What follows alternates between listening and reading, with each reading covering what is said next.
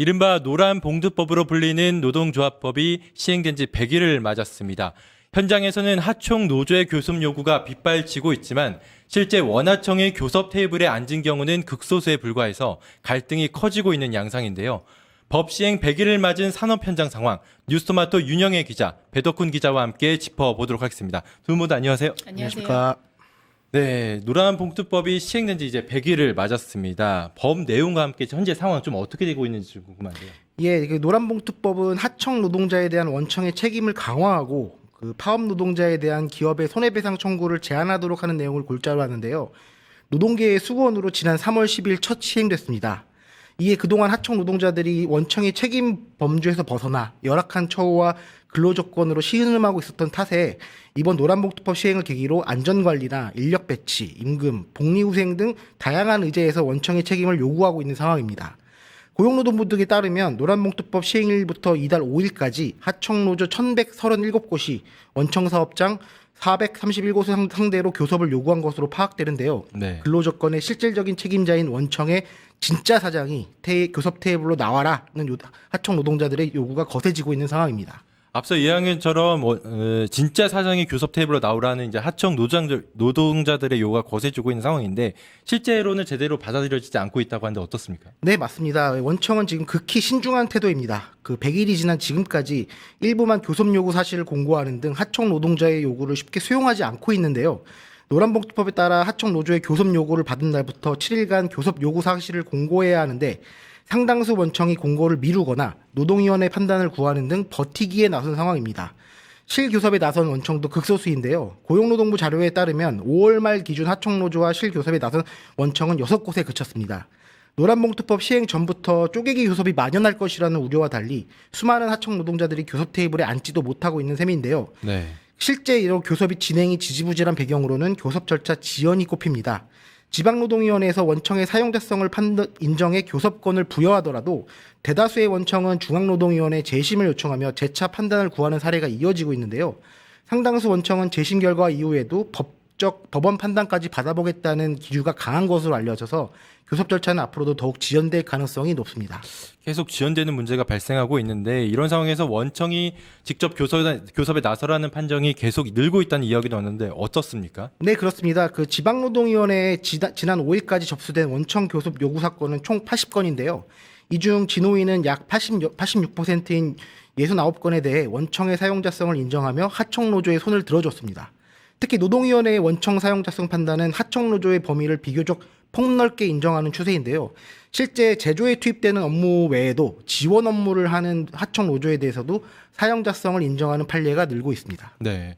이런 상황에서 최근 조선 분야에서도 선박을 직접 만드는 공정이 아닌 지원 업무를 하는 하청 노조에 대해서 원청의 책임을 묻는 이 노동위 판단이 나왔다고 하는데 어떤 내용인지 좀 설명해 주시죠. 네, 그렇습니다. 중앙노동위원회는 한화오션 산하협력업체인 웰리브에 대해 원청의 사용자성을 인정했습니다.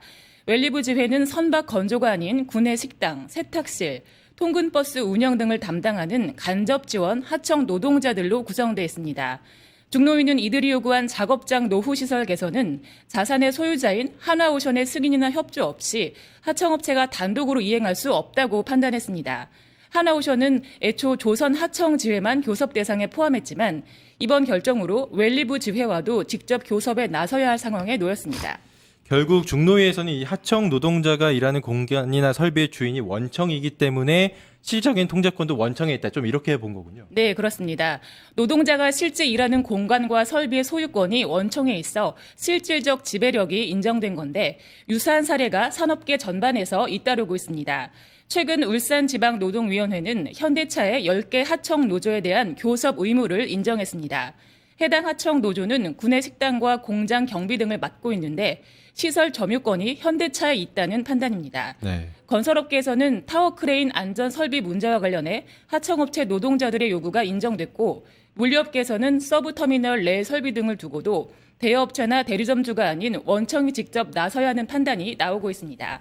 노동계에서는 이러한 판결들이 하청 구조의 본질적 한계로 발생한 사각지대를 메우는 계기가 됐다고 평가하고 있습니다. 네, 원청에 대한 책임이 있다 이런 판단이 좀 계속해서 나오면서 경영계 입장에서도 좀 약간 고심이 깊어질 것 같은데 이 제조 공정과 무관한 업무까지 원청의 범위가 넓어지면서 경영계의 반발이 좀 거셀 것 같습니다. 어떤 지금 분위기가 있습니까? 네, 지금 실제로 하나오션에 대한 사용자성 인정 판단이 나오자 경영계는 즉각 반발했는데요.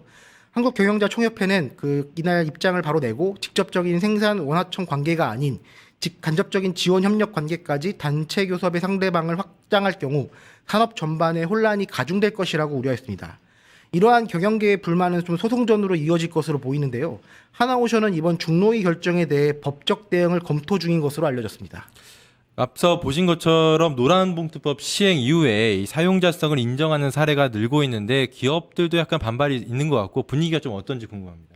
네, 기업들은 노란봉투법에 따른 하청 노조의 교섭이 늘면 기업 경영에 부담으로 작용할 것이라는 시각이 여전합니다. 네. 실제로 산업안전이나 작업 환경 등에 대해서 사용자성을 인정받아 이를 의제로 교섭을 시작하더라도 실제 교섭 테이블에서는 사용자성이 인정된 의제와 별개인 임금, 성과급, 복리후생 등의 근로조건으로 논의가 확산될 가능성이 높다는 우려가 큽니다. 네. 실제로 취재 과정에서 재계 관계자는 과거 그리스 트로이 전쟁에서 쓰이던 트로이 목마를 빗대어 표현하기도 했는데요. 네. 마치 트로이 목마 같이 숨겨진 병사들이 뛰쳐나와 성을 무력화하는 것처럼 임금 등 근로조건과 관련된 의제가 협상 과정에서 도드라져서 경영권을 형해할 가능성을 경계한다는 지적입니다.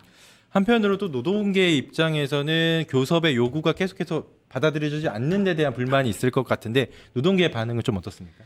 근데 노동계는 교섭 절차를 지연하고 있는 원청의 방침에 강하게 불만을 표현하고 있습니다.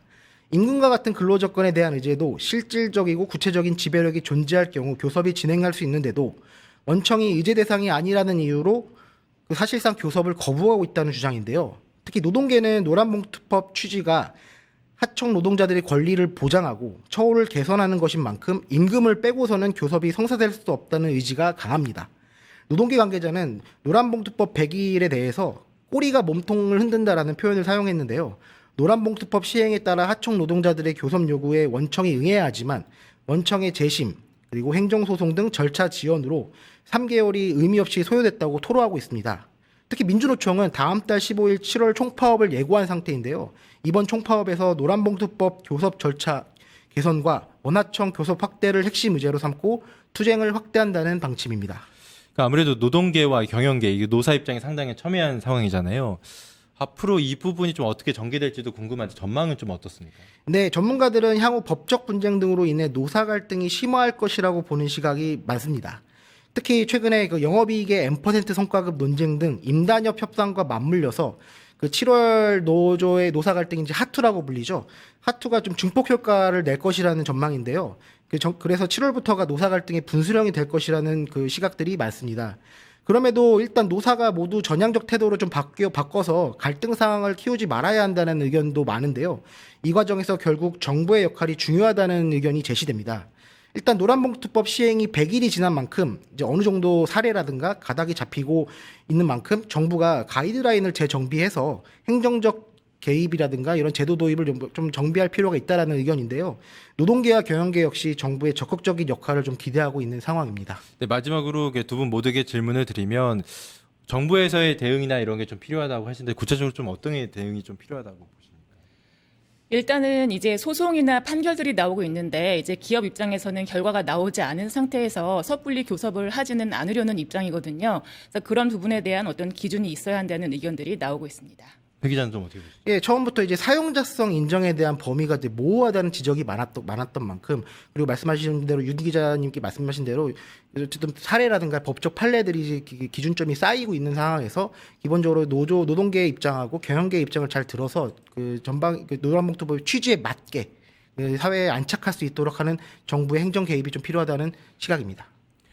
네, 앞으로 좀 노란봉투법 시행 이후 노사관계나 이런 부분에 대해서 좀 더 지켜보도록 하겠습니다. 지금까지 윤영의 배덕훈 뉴스토마토 기자와 함께했습니다. 두 분 모두 감사합니다. 감사합니다.